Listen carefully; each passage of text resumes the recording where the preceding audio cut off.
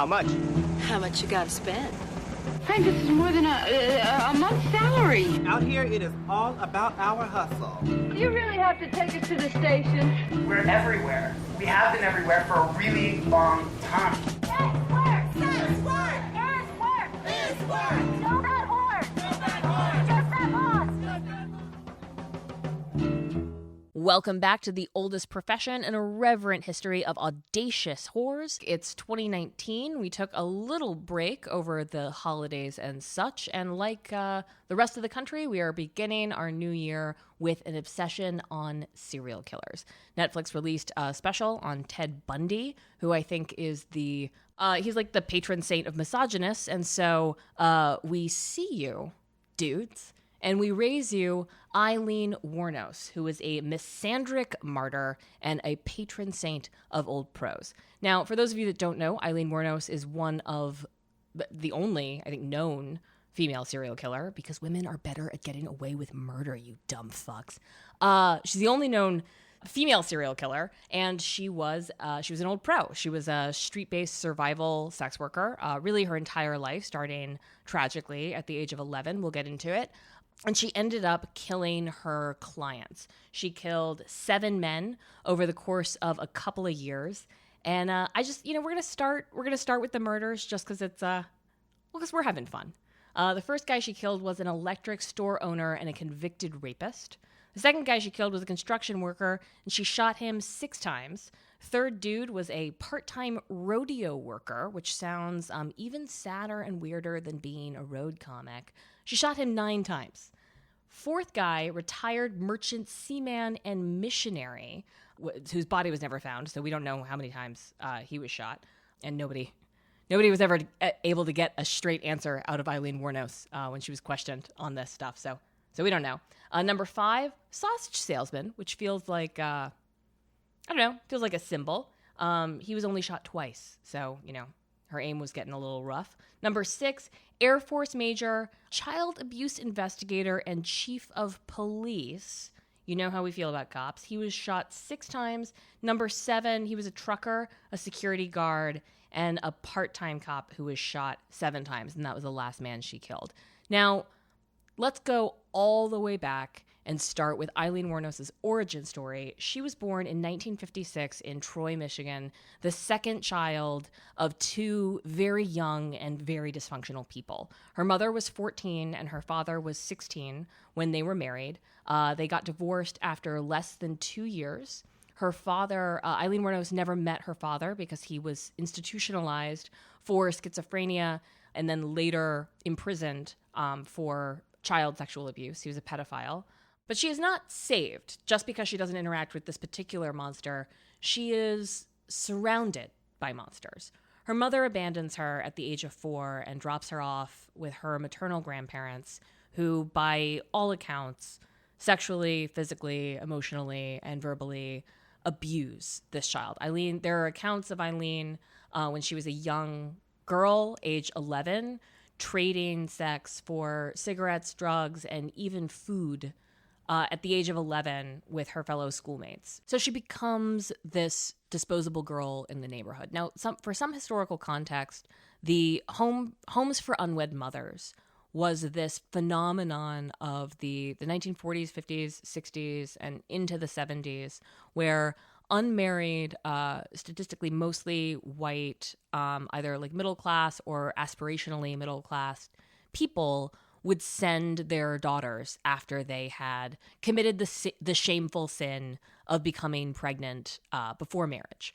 And so there were these horrible places where women were slut-shamed, were not given good information about their bodies or pregnancy or how to prevent them, and their children were forcibly taken away from them. Now, there are all kinds of accounts about, young 16, 17, even 18-year-old girls who would say things after giving birth to their baby, like, I want to keep my baby. And then these homes would say, okay, well, then you have to give us $20,000 right now. That's your bill. Because they were functionally, they were selling babies. You know the thing that like Planned Parenthood is accused of now, where they were like they're selling baby parts. Like, no, that's projection. Homes for unwed mothers were selling white babies to white couples during this period of time where, like, I know that longtime listeners of the podcast know the spike in slut shaming that happens after World War II, where we try to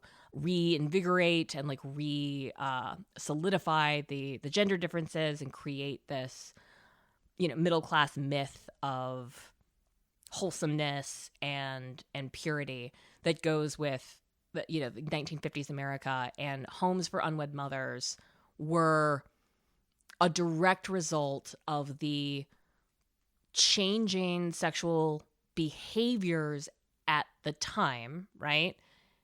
This is right before the birth control pill gets invented. So it's a combination of more people are having premarital sex before birth control, while shame around getting pregnant before marriage spikes as a direct result of this cultural change. So it's a confluence of events that leads to these nightmare institutions that essentially psychologically torture young women at their most vulnerable, give them misinformation, and manipulate them into doing one of the hardest things that someone can do, which is give up your baby. So this is the home that Aileen is sent to when she gets pregnant, when she's 14, while she's living with her grandparents after being abandoned by her mother and having an institutionalized father. And she comes home from having given up her baby. Her grandparents tell her that she is no longer welcome in the home. And so this 14, maybe 15-year-old person starts to live in the woods around her neighborhood. So she stays close by, but starts building encampments. She meets and befriends other like homeless, vagrant people, continues this tragic trajectory. So she moves from Michigan to Florida, still as a fringe person, but making the calculation that it is literally warmer in Florida and easier to survive. She's 18. She gets arrested for a DUI. That becomes a nightmare, as I'm sure anyone who's been in a cash poor situation or lived on the edge, like those minor interactions with the law, those $100 tickets, those court dates, those can like become insurmountable obstacles. But she gets a DUI when she's 18 in the 70s, and I can't help myself but repeat a joke that I heard about George W. Bush when he was running for president. Like, do you know how drunk you had to be arrested for a DUI in the 70s? So anyway, she gets arrested. She's in Florida. She meets this rich dude, apparently charms him. They get married, and they could be this parachute out, but it doesn't end well. She is arrested for beating him with his own cane. There's a restraining order against her, and they annul the marriage. So, marrying a rich dude doesn't work out very well for now Aileen Wuornos. She begins working as a sex worker all over the country. She's on the trucker route, right? So she's doing a combination of sex work and hitchhiking all over the country. That's one of the things that Aileen is like transparently proud of, is that she feels like she was this throwaway person that was still able to travel the country, right? Like she got to see more of the country than her better fed, better cared for peers growing up that treated her like garbage and like trash. She meets and falls in love with a woman, and they begin a relationship that, according to her biographers, according to, documentary filmmakers, this woman is the only thing that resembles a stable and loving relationship in Aileen's life. Her brother dies and leaves. She gets $10,000 from his estate. This is actually one of those sort of like, it's really hard to change your life with $10,000. Even though $10,000 can feel like a life-changing amount of money emotionally, it's not. It's actually, it's very difficult to change your life with $10,000. But Aileen uses that money to pay off some outstanding court fees, and then buys a car that she almost immediately crashes, which I think is like such a powerful symbol for like the disaster and the wreckage of this woman's life. Something powerful that she says while she's in prison. She's like obviously suffering from, I'm not a mental health professional, but like she's not neuronormative for sure. And so, her story changes. We'll get into the trial and the tragedy of that, but just focusing on Aileen's life up until this moment, this idea of like having a windfall, spending it immediately on a depreciating asset, and then crashing that asset yourself is so often, I think, how trauma manifests. Like when terrible things are done to you, you often do terrible things to yourself and also other people. And I think that Aileen is a pretty clear example of that. Something powerful that she says that really stuck with me. She is so certain that had she been given a normal opportunity, right? Loving parents, a stable home, literally a roof over her head until she was an adult, that she could have done something with her life. She lists vocations that a younger self may have been interested in pursuing, but her life becomes eaten with this survival struggle that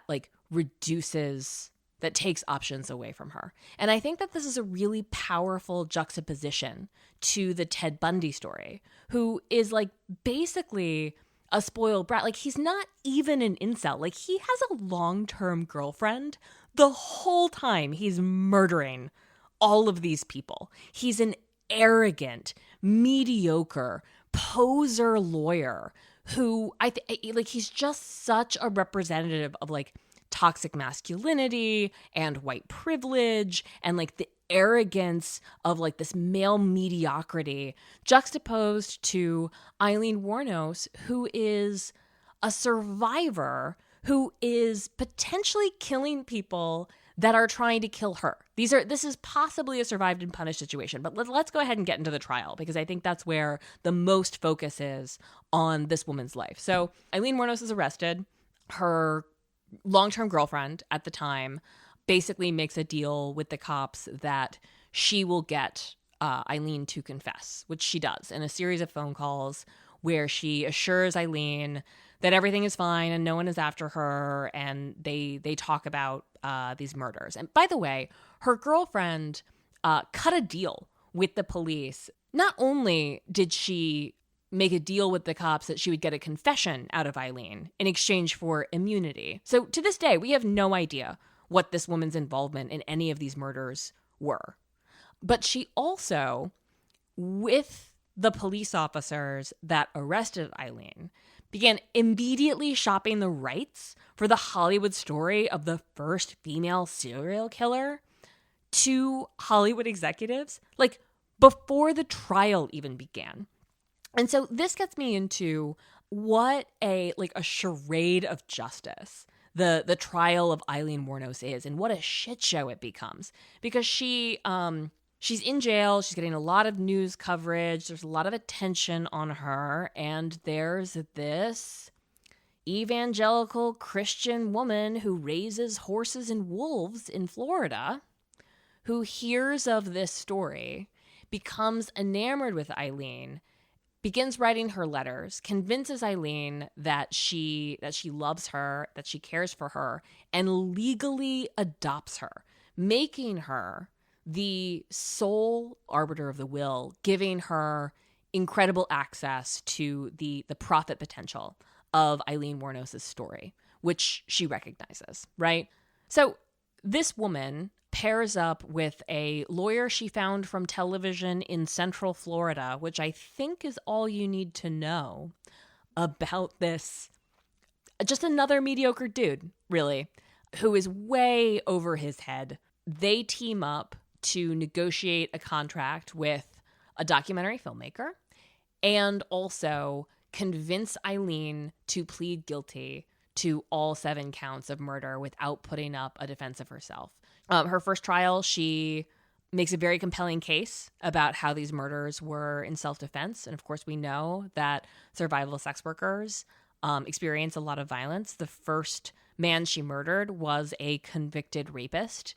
It's not a stretch to believe that she was victimized in some way.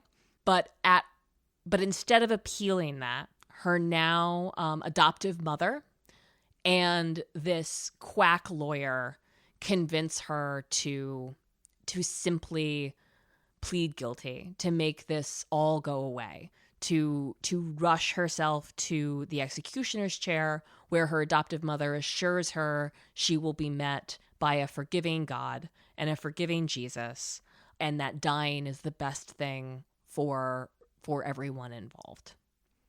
She becomes sort of a circus symbol of the criminal justice system. There are other lawyers that are brought on for the appeal process. A very, very small percentage of death case convictions are overturned on appeal. It's most of them are appealed, but very few of them are overturned. So you sort of see this fighter, this survivor, this person that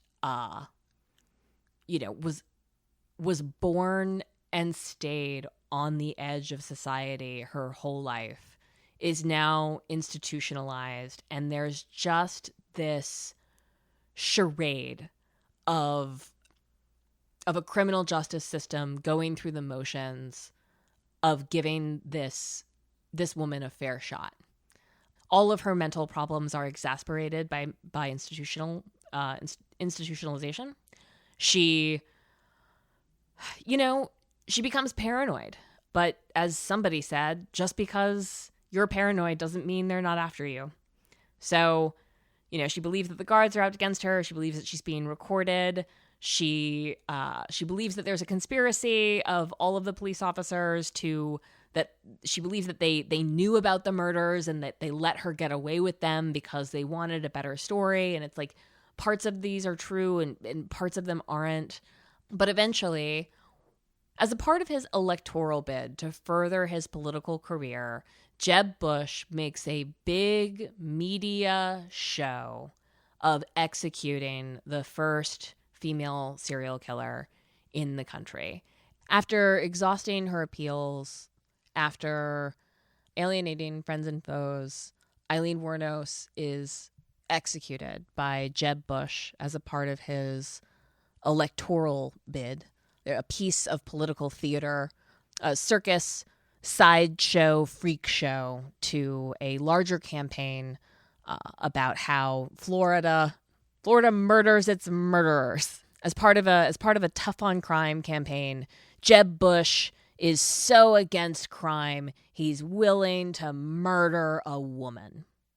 So Aileen Wuornos becomes this symbol, and she transcends, I think, the reality of her situation to become this sort of strange, enigmatic feminist figure, much like Valerie Solanas, which we covered in a past episode. Her narrative becomes complicated because there are many, many people that believe that this woman was attacked, that believed that she was victimized, which she absolutely was, if not by these specific men, if not by all of these men, then on a larger level, she is fighting for her life. And so feminists thinkers, and she becomes this feminist symbol, and there's this movie about her that her betrayal ex-girlfriend and a bunch of cops profit from. And amongst old pros, especially in a world with, organizations like Survived and Punished, which are really, fighting for a narrative that prevents us from putting women in jail for fighting against their abusers, old pros like Aileen Wuornos understand that we exist in some ways outside of the law. That if we are attacked, if we are raped, if we are robbed, if we are abused, We cannot go to the institutions that were ostensibly erected to protect us. Now, in the Me Too movement, of course, we're learning that none of those institutions have ever protected, like, even women that don't do this work. But the line was, if you behaved yourself as a lady, you could go to the cops and they would protect you from violence. And that's never been true for sex workers, not under criminalization. And so I believe that Aileen Wuornos is a patron saint of sex workers, whether anyone really is justified in doing that or not, just because of the enduring symbolism of her life. Thank you for listening to The Oldest Profession. Thank you to our patrons. Y'all are the best. We couldn't do it without you. Thank you, as always, to our brilliant producer, Justine McClellan. Consider checking out our Instagram, at Old Pro Podcast, to see tons of images of the old pros we talk about on the show. Go to Twitter, also at Old Pro Podcast, for the latest in sex worker events, activism opportunities, and of course, snarky commentary on the news of the day impacting sex workers. Please rate and review us on iTunes. It's a small thing, but it helps a lot. It helps people find us because algorithms. If you're considering coming out as a sex worker to somebody in your life, try suggesting that they listen to the podcast. How they react to this is a pretty good litmus test as to whether or not they'll try to shame you for being an old pro. All of the growth of this podcast so far has been the result of word of mouth, so please keep telling your friends. If everyone tells just one person, we can double our numbers and reach even more old pros and allies. The more listeners we have, the more we can chip away at this stubborn stigma. And again, thank you so much for listening. This has been The Oldest Profession.